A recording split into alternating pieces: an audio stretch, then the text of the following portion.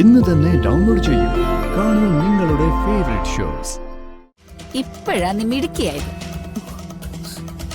ലോകത്തൊരു പെണ്ണും തന്റെ ഭർത്താവിനെ മറ്റൊരു സ്ത്രീക്ക് വിട്ടുകൊടുക്കാൻ തയ്യാറാവില്ല, ഒരു നോട്ടം കൊണ്ടുപോലും.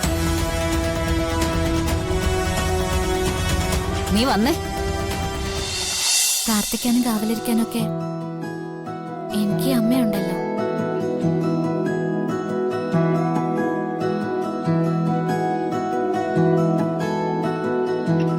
ദൈവമേ, എന്റെ മോൾക്കൊന്നും പറ്റരുതേ. ഏത് ശത്രു വന്നാലും അവളെ കാത്തോണേ.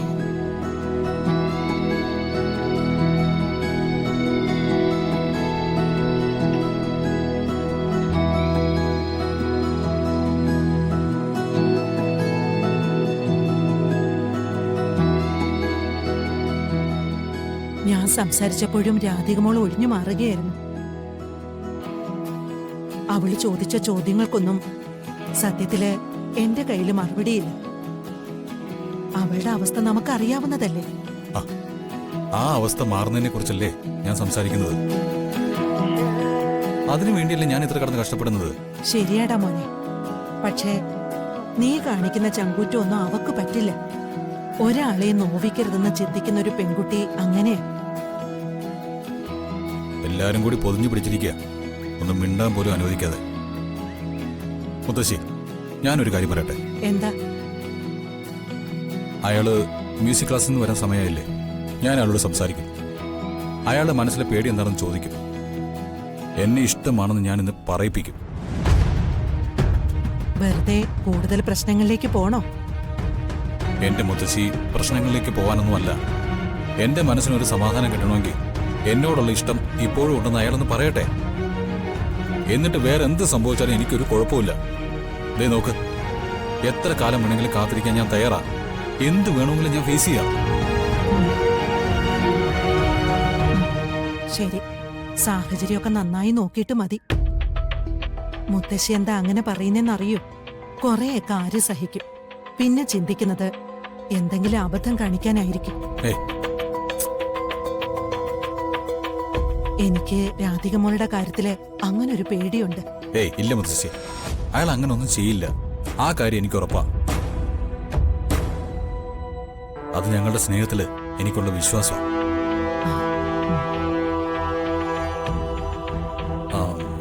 മുത്തശ്ശിയും കൂടി വാ. ഞാൻ എന്തിനാടാ? വാ, എന്റെ ഒരു ധൈര്യത്തിന് വാ. വാ ഇങ്ങോട്ട്.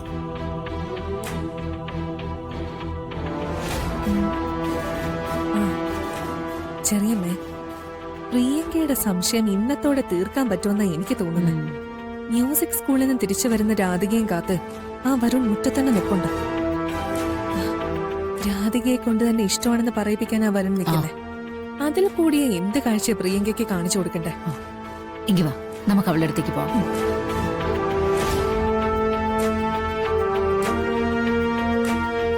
വരുണിന്റെ മനസ്സില് ഒരു പെണ്ണുണ്ട്. അവൻ അവളുമായിട്ട് രഹസ്യമായിട്ട് ജീവിക്കുന്നുണ്ട്. ആ പെണ്ണില്ലാതായ വരുണിന്റെ മനസ്സില് നിനക്ക് കേറിപ്പറ്റാൻ പറ്റും. ഏതാ അവള്? വരുണിന്റെ ഫ്രണ്ടാണോ? അതോ വല്ലോ ഓഫീസിലോ മറ്റോ? ആ പെണ്ണിന്റെ പേര് രാധികയെന്ന, നിന്റെ ചേച്ചി.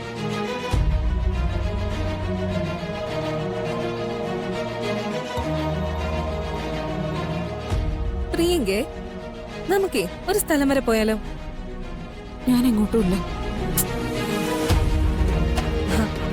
അല്പം കാണാൻ രസമുള്ള കാഴ്ച കാണാനാ നിന്നെ വിളിക്കുന്നേ. എത്ര നല്ല കാഴ്ചയായാലും ഞാനില്ല. രാധികയും വരുണും തമ്മിലുള്ള പ്രണയരംഗം കാണാനാണെങ്കിലോ താല്പര്യമുണ്ടോ നിനക്ക്? ഞാൻ പറഞ്ഞില്ലേ, നീ അറിയാത്ത പല കാര്യങ്ങളും ഇവിടെ നടക്കുന്നുണ്ടെന്ന്. രാവിലെ രാധിക മ്യൂസിക് സ്കൂളിൽ പോയി കഴിഞ്ഞാ അവള് തിരിച്ചു വരുന്നത് വരെ വരുണിന്റെ ടെൻഷൻ നീ ശ്രദ്ധിച്ചിട്ടുണ്ടോ? ഒരു നിമിഷം പോലും കാണാതിരിക്കാൻ പറ്റാത്ത കാമുകന്റെ മനസ്സാ. ആ ടെൻഷനൊക്കെ അവൻ തീർക്കുന്നത് രാധിക തിരിച്ചു വരുമ്പോ അവളെ സ്വീകരിച്ചുകൊണ്ടാ. ഇന്ന് മാത്രമല്ല, ഇതുവരെയുള്ള എല്ലാ ദിവസങ്ങളിലും അതങ്ങനെ തന്നെയാണ് നടക്കാറുള്ളത്. നീ ഒന്ന് എഴുന്നേറ്റ് വാ. വരുണിന്റെ മുന്നിൽ നിന്റെ ചേച്ചി എങ്ങനെയാ പെരുമാറുന്നതെന്ന് ഇന്ന് നിനക്ക് ബോധ്യപ്പെടുത്തി തരാം. ആ പിന്നൊരു കാര്യമുണ്ട്. അരുതാത്ത കാഴ്ച കണ്ട തൽക്കാലം ബഹളൊന്നും ഉണ്ടാക്കരുത്. ഉം. അഥവാ ബഹളം ഉണ്ടാക്കിയ വരുൺ അത് എളുപ്പമാവും. ആ. ഒരുപക്ഷെ രാധികയാണ് തനിക്കിഷ്ടമെന്നും അവളുടെ കൂടെ ജീവിക്കണമെന്നും അവൻ പറയും. ഞാൻ വരാം. നിങ്ങൾ പറയുന്ന സത്യമാണെങ്കിൽ, വരുണിനോട് എന്റെ ചേച്ചിക്ക് ഇഷ്ടമുണ്ടെങ്കിൽ,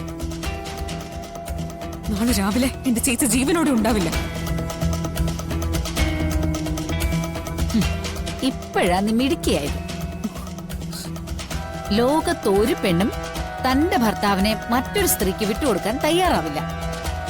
ഒരു നോട്ടം കൊണ്ടുപോലും. നീ വന്നേ.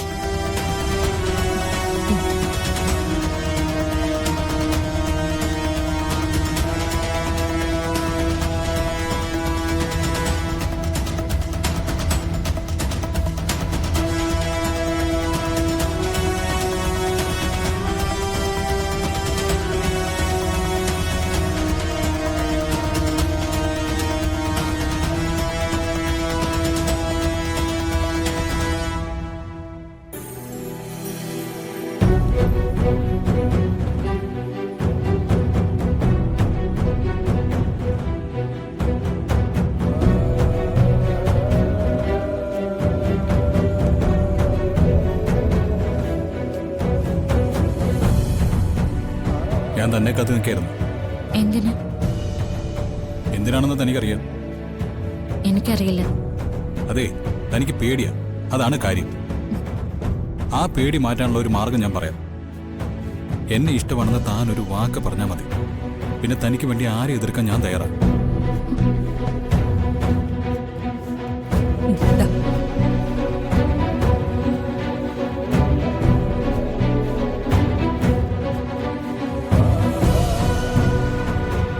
രാധിക, ഞാൻ എത്ര പറഞ്ഞിട്ട് താൻ എന്താ മനസ്സിലാക്കാത്തത്? താൻ എന്തിനാ എന്നെ ഇങ്ങനെ പരീക്ഷിക്കുന്നേ?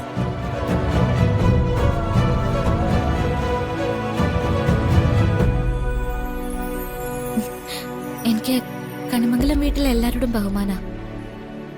വരനോടും ആ ബഹുമാനത്തിൽ കൂടി ഒരു കാര്യമില്ല.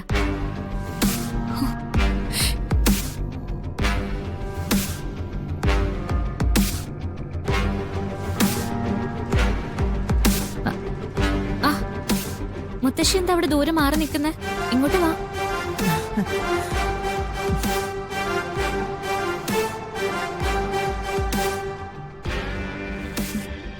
അല്ല, വരുണ എല്ലാ കാര്യത്തിലും ഉപദേശിക്കുന്ന മുത്തശ്ശിയല്ലേ? ഇപ്പോ വരുണ എന്തോ ഒരു കാര്യത്തിൽ പ്രശ്നമുണ്ട്. അതൊന്ന് ചോദിച്ചറിഞ്ഞ് ഒന്ന് ആശ്വസിപ്പിച്ചൂടെ മുത്തശ്ശിക്ക്?